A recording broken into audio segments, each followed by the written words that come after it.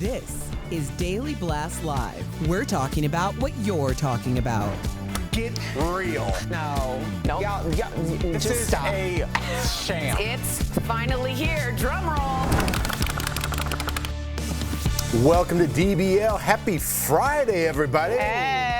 Feeling good? Feeling Friday vibe? So I'm feeling excited. The Jeff in all black, I know it's Friday. Erica's always colorful. Tori, you always look amazing. But yeah, when I see Jeff in all black, that's like seeing Tiger in the red shirt on Sundays. Like, There we go. It's time You to know what get it down to is? I do wear it on Fridays, but it takes out one day of wardrobe I even have to think about. There we go. You know what I mean? I wish this was my outfit every day. I'm all about uniforms. I'm kind of with that. I think the older Obama we get, did that. we all are like that. Just like I wear one thing for the rest of my life, like Star Trek. I'm with it. Yeah. And Erica, last day to vote for Erica. Come back with Erica Cobb. I just want to sneak that in there. You're going to find out very soon. Yeah, we'll find out the week of the 20th. Okay, So but today is the last day to vote. Today is the last day to vote. So And you can where go should to any people of do my it? social media platforms. The link is in the bio. Just scroll all the way down to the bottom on podcasts, click Click it. Outstanding Culture and Society Podcast, and vote for me. And then hit submit. Don't forget, hit submit. Yes, it's finished when you have entered your email. Yeah. There you go. Yes. There you go. All right, wanted to sneak that in. Let's Thank get to you. it, guys. We're starting today with Roseanne Barr. She's got a new comedy special coming out.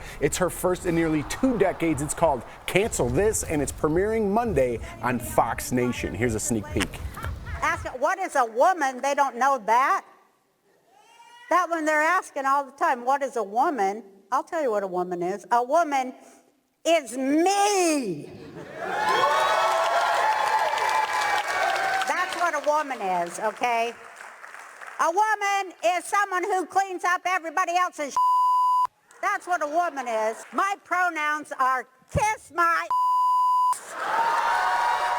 That was well thought out. In the special, Roseanne reportedly slams Hollywood for its cancel culture. And if you recall, back in 2018, Roseanne was canceled and her character was killed off her own sitcom after she sent out a 2 a.m. tweet. In the tweet, she compared former White House advisor Valerie Jarrett, who is black, to a character from Planet of the Apes. Roseanne apologized to Jarrett and America for the bad joke. She also claimed she didn't know Jarrett was black and that she was taking sleeping pills at the time.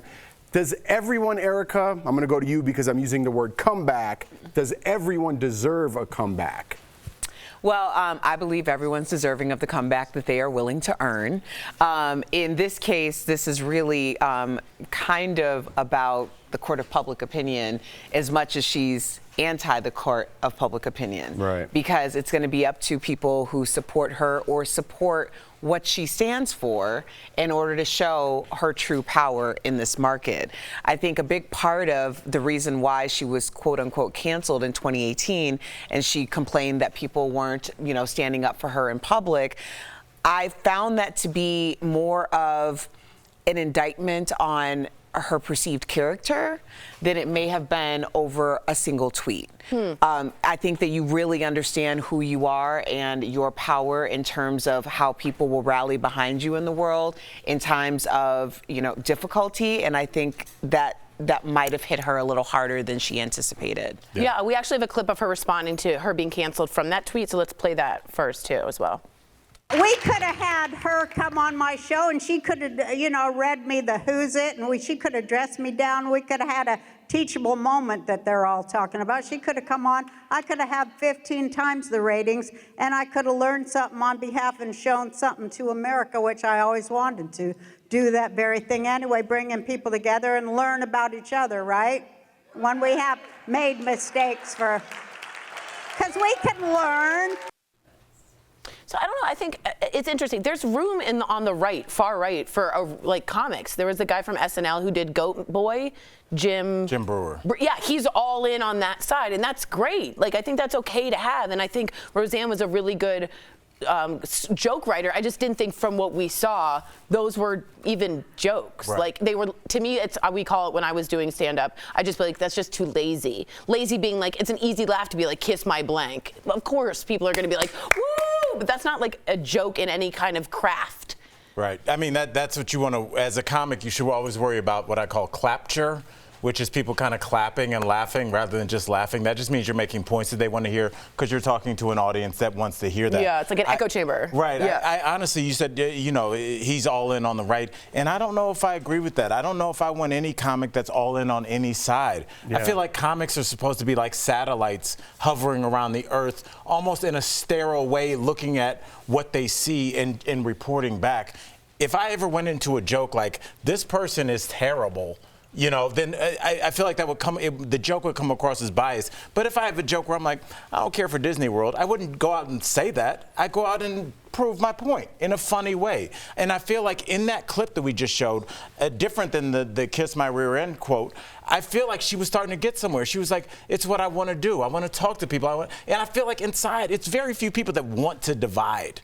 I feel like you have to be a real sociopath to want to do that. But when what you're trying to say comes off ham-handed and people critique you, if you can't take that critique, you're going to run to the side that gets your back. So she is leaning more right. But no matter what it is, be funny. Well, let me ask you this, Al, as a very talented comedian. And me. Yep. Go ahead. Yeah. Just kidding. And you. I think that it's interesting when you talk about the ways in which she could have been maybe a little bit more effective, but you also have said this, and you've said it a couple times, about how she was starting to get somewhere. This happened in 2018. It's 2023. Shouldn't there be a little bit more than a start? Shouldn't there be like a more evolved idea as to what happened, how you are learning from it, or how you have maneuvered through it and why you're here right now? Yeah. Shouldn't point A to point B be fairly quick at this point? Ideally, but it depends on you. You said it yourself, Erica, the comeback you're willing to earn. I don't know how much Roseanne has been on the road working on these jokes, because the more you work on these jokes, when you go home, when you go back to the hotel, and you should be looking at your set rather than hanging out and drinking, you look at your set, okay, this didn't work, this is working, this is getting a laugh, but I don't know why. She should have been breaking those down. So when we showed those clips should have been bang, bang, bang, bang. And they seemed like somebody that was workshopping an hour, because when you're talking about earning this comeback, that means really doing the tough work. When we talked to Ginger Duggar about that, she had done the unpleasant part about where did that ape comment come from? Where did that originate? That's a hard conversation to have with yourself alone. And until you're willing to have that conversation, you're going to have jokes like kiss my rear end that you could buy on a bumper sticker at Spencer Gifts or something. Good plug. Is Spencer Gifts still a I don't know. It can't be. Yes. Is Oh, it? it is. There you go. Shout All right. out. Shout out to Spencer's. It's the weekend. Go hang out at the mall. All right, get yourself a Wetzel pretzel. Switching gears, Rihanna is giving us a sneak peek into her Super Bowl halftime show, which will be Riri's first time on stage in 7 years. The nerves before she walks out there. Cannot imagine. Crazy. At a press conference, Riri said the set list changed 39 times, and that she decided to do the Super Bowl shortly after she had her son. Let's watch. When you become a mom, there's something that just happens where you feel like you could take on the world, you can do anything, and the Super Bowl is one of the biggest stages in the world. So as scary as that was, because I haven't been on stage in 7 years, there's something exhilarating about the challenge of it all. Al, if you were, you're road comic, always working. If you haven't been on stage in 7 years, would those nerves be kicking in? I would be. You'd throw up. Yeah, because you're rusty after a couple of weeks. After a couple of months, you're really rusty because you need it's about timing. Right. So if you haven't done that in 7 years, when do I transition? When I kick an umbrella, do I turn to my backup dancers or do I turn to the DJ? All these things that are just, when you're on tour, you could do almost literally in your sleep. Right. They all seem like. It's like choreography. Yeah, it all seems so foreign to you. So the idea that she's coming back to the Super Bowl to do this performance that everybody's been waiting on, that's why we love her. I have a feeling she might be all right. Yeah. That's our girl. I can't wait. I seriously cannot wait. I had all the stuff in the cart that I apparently never returned to actually purchase, but I had all my Rihanna Super Bowl gear. Is that right? I hope I can still get it even after. I'm sure you can. It takes someone very brave to be like, everybody's watching at the biggest part of this biggest show ever, at the most important part where you haven't heard from me ever, and I'm challenged by that. A lot of people be like, I'm going to go run and hide from that, and she's like, Bring it. That's so hot. Yeah, and the crazy thing, she's going to be even bigger after this because what the Super Bowl does is it gets everybody's like, why are you performing for free? Because so many people's aunties that are like, because she's a billionaire. Album, I don't know what she's going to play, but that album is dropping. It has to drop after the album's dropping. I'm just going to call it now. There you go. Coming up on DBL, our interview with kidnapping survivor and new movie producer Elizabeth Smart. Plus, Jada Pinkett Smith has a new docudrama coming out. Erica is talking all about it in her segment, What Erica's Watching.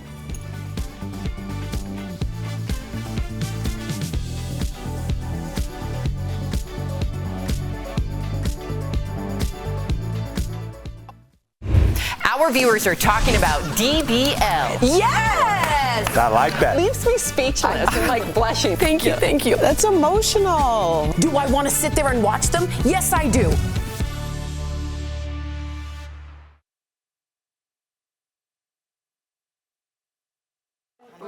Ginger Duggar and her husband. Yes. What's going on, you guys? Called us and asked to be on again with her husband. But yeah, I was talking about it. What do you think about this? So much. I love it. I'll come talk to you. I think it's very cute. You can't really see it. I can see it. I think it's cute. I think a little bolo tie really gives a little feminine like touch. I do but too. it also gives a little masculine energy at the same Little time. cowboy, but I wish there was almost, and I hate to say this, A different color? that or wires to make it Oh, stay. to make it no, Or- that and would by look weird. That would look like a clown. A mascot, then I'm a mascot. Feels like she's just going Yeah, that would all look in weird, to capture the right? right-wing What are you guys doing today, this weekend, DBL Nation, for Super Bowl? Tell us your Super Bowl plans, Tori. What are you going to do? What are you going to be eating? You know, I've kind of gained some weight, so I'm trying to not. I don't Okay, know. Super Bowl Like, Sunday is the time to I know. cut back. And I'm worried about my arms. They used Oh to yeah, be me sculpted. too. You know what I know. mean? Like, yeah. She can come back with her sculpting really fast though. I know. You like work out for like a week and then you can But see now the they're like, comeback. and I want to be like, I don't think they're bad. Anyway, you. DBL Nation, let us know what you're going to be eating. I think I'm going to make some hot wings. And by hot wings, I mean wings with like a Parmesan garlic lemon. Are you doing it in your air fryer? Oh yeah, you know it. Got to use that air fryer. I also am thinking about getting an air fryer. You need an air fryer. Yeah. You have one DBL too, Nation, Shayla? we all have an air fryer. Do you Lots of make, people have air like, fryer. on the random, are you just like, here's some Brussels sprouts? Or Yes, I pretty much use Everyone it says every chicken day. nuggets. Like, it's Salmon, mozzarella, yeah. mozzarella. Anything. So I got a book called Trader Joe's Air Fryer Cookbook. Without But the air fryer. I don't have an air fryer, And you and I don't go don't to go to Trader Trader Joe's. So I'm thinking, could a change be in the Trader wind? Joe's is the best, and we work really close to one, so why not? Her age demo.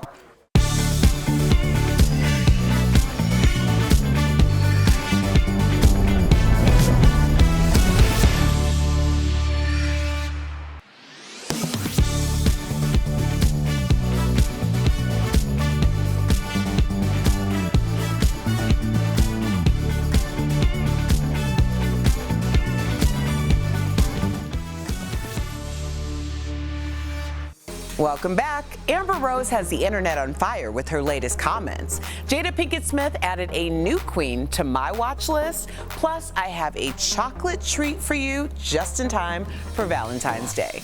In this week's What Erica's Watching. Model and mommy Amber Rose is not holding back when it comes to having transparent conversations with her 9-year-old son. She recently shared that she's open with him about her stripper past. She says she has no shame in being able to support herself. And despite judgy comments, Amber also had this to say. And ultimately, in the grand scheme of things, it's like when my son is 20, 30 years old, he's not going to be like, Mom, I hate you because you were a stripper before I was born. Well, all I gotta say to the haters is mother knows best. Next, if you want to know what Jada Pinkett Smith has been up to since her red table talk with her husband Will Smith after the infamous Oscar slap, well, she's been working on a new Netflix docuseries about African queens who paved the way for generations of black women. Take a look. Queen Njinga's legacy echoes throughout Africa to this day. It's time we all come to know her name. You can check out African Queens Njinga on Netflix February 15th. Now, back in 2020, Michael B. Jordan broke the internet when he was named People Magazine's Sexiest Man Alive. Now, he's sharing the spotlight with the latest heartthrob online, his Creed co-star, Jonathan Majors, who's also Ebony Magazine's February cover boy. Well, Jonathan recently opened up about their bromance, saying that he and Michael talk about everything from girl troubles to their careers and beyond. Now, this sounds like a relationship that just might last. Share with me anything that catches your eye by using the hashtag DBLEricaWatch. We'll be right back.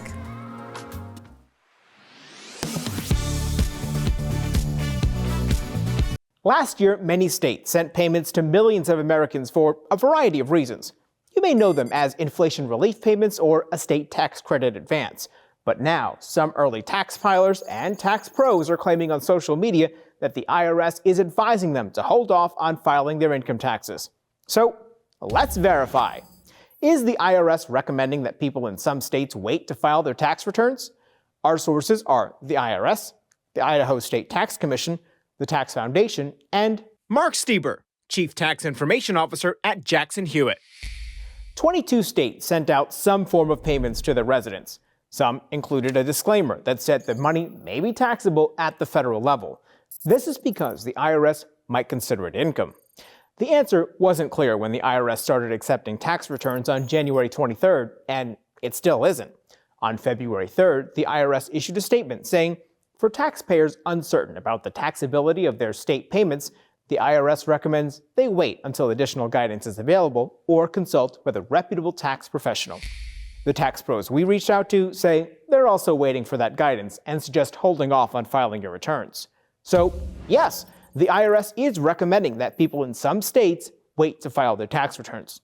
The IRS says it expects to post more information on its website later this week. With your Verify, I'm Brandon Lewis.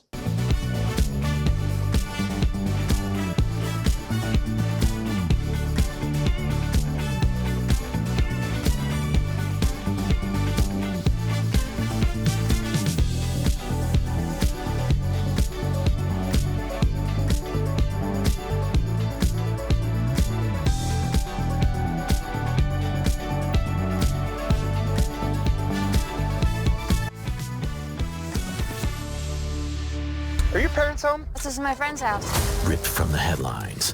Kara's gone missing. Somebody must have taken her. Based on a true story. Wait. Now, Kara, there are rules. And when you break the rules, there are consequences. Escape. Wow. Welcome back to DBL. That was a clip from Lifetime's new movie, The Girl Who Escaped, the Kara Robinson story. Kidnapping survivor and activist Elizabeth Smart is an executive producer on the film. And earlier, we spoke with her about this true story new project. Take a look. Please welcome to DBL, Elizabeth Smart. Thank you.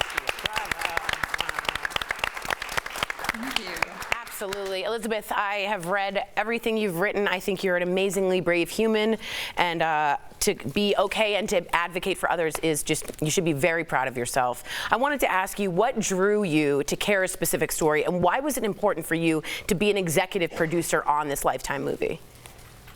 I met Kara a number of years ago, and we just immediately clicked. We immediately became friends, and I felt, if you can believe it, safe talking to her because I knew she understood what I'd been through. And I think she reciprocated the feeling. I think she felt that I understood what she had been through. And I knew that both of us going back down into our pasts wouldn't cause undue trauma to us moving forward. And as we maintained our friendship over the years, she told me that she wanted to take her story to the next level, that she wanted to share it on a larger scale because she just met so many other survivors that had an impact on her, and she felt like she wanted to do the same. Something that I wanted to ask you, when police found you, they put you in handcuffs, and you say it's because there was no precedent, right? Or any sort of practice back then. Have things changed in your opinion? I mean, honestly, that was my best guess. I genuinely don't think there was a precedent. I don't think anyone thought I would ever come home. I don't think anyone thought I was alive. So I certainly hope that things have changed. I mean, I've not experienced it firsthand again since that time, but I do know there is so much trauma training available, the way that we speak to victims, the way that we interact with them. It makes such a huge impact on them moving forward, on how they proceed in their life. And if they feel comfortable enough to talk to whoever is questioning them. This March will mark 20 years since you came home. I have to ask, as a parent of 3 as you are, how do you even begin to talk to your kids about what happened to you, and what lessons do you try to teach them? Well, honestly, like, there are people who have been parents much longer than I am, so I am open to suggestions. 100%. We're all winging it, trust me. But I feel like the best advice I've gotten so far is to talk to your kids when they start asking questions. That's led to some already conversations I wish I did not have to have with my children, but I feel like that actually is really good advice, even if it's difficult to carry out. Makes sense. It's unbelievable talking to you. I remember, I can't believe it's been 20 years, when you were doing that press conference, how strong you were and articulate and talking about what happened, and you're smiling right now. I don't know if I could do that. The human mind fascinates me. The trauma that you went through. People, when they're put in prison for 50 years, come out positive on the other side, even though they're wrongfully accused. So processing this trauma is a lifelong thing. What has been the hardest thing for you as the years go by? How do you stay positive?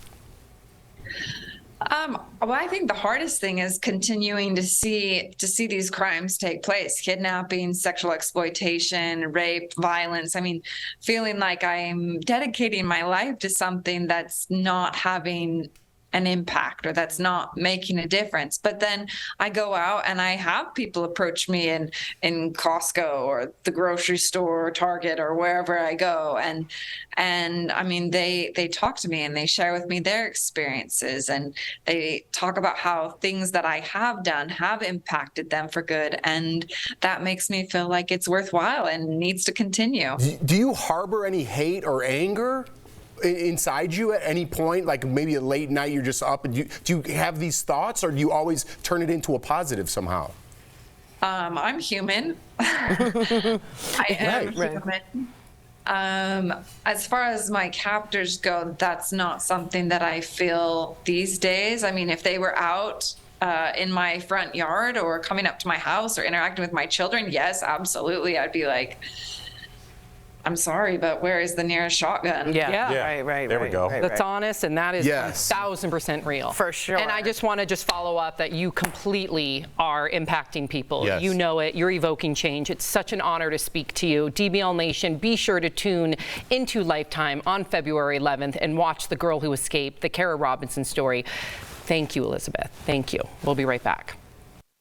President Biden's State of the Union was a bit more interactive this year than normal, with lots of booing, cheering, and even some direct back and forth between the president and members of Congress. Some Republicans want Medicare and Social Security to sunset. I'm not saying it's a majority.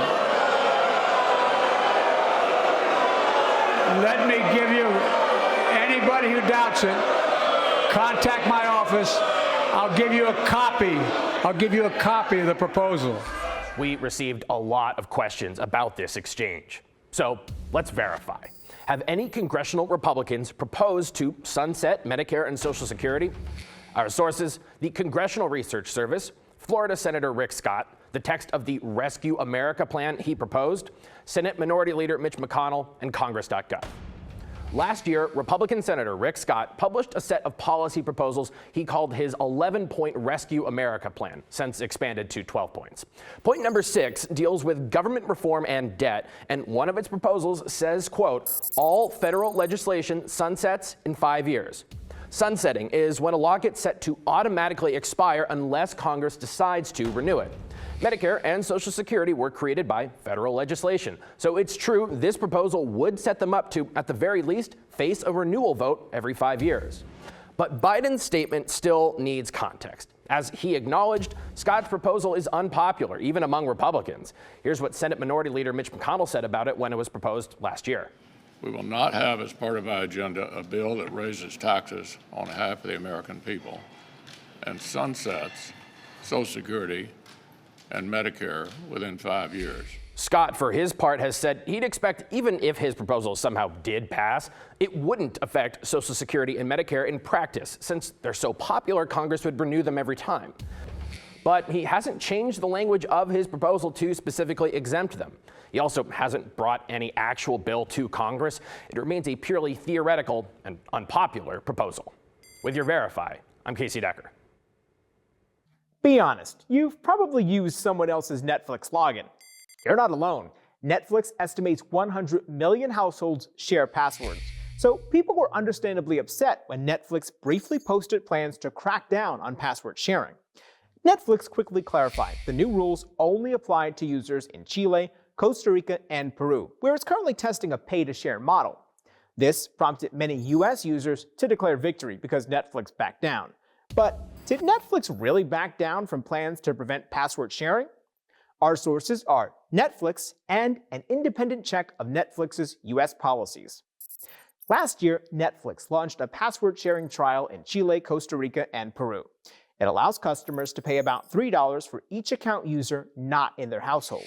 In January of this year, Netflix told shareholders it plans to begin rolling this out to more countries, and just on Wednesday, announced it will start cracking down in Canada, New Zealand, Portugal, and Spain. So while we confirmed Netflix isn't currently charging US users to share passwords, it did not back down on plans to crack down on password sharing. Netflix has not indicated if or when this could start in the US. With your Verify, I'm Brandon Lewis.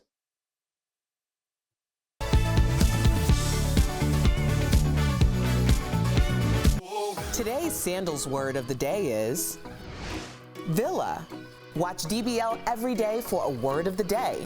Then enter at dailyblastlive.com/sandals for your chance to win a 4-day, 3-night escape for 2 to beautiful Jamaica. Welcome back. Valentine's Day is next week. Yippee! And that means it's time to treat the loved ones in your life. And of course, that includes your car. That's today's Auto Alert, sponsored by Ox Car Care. First up, replace your battery if you haven't in a while. It's very inexpensive and it gives you a little peace of mind during all the seasons.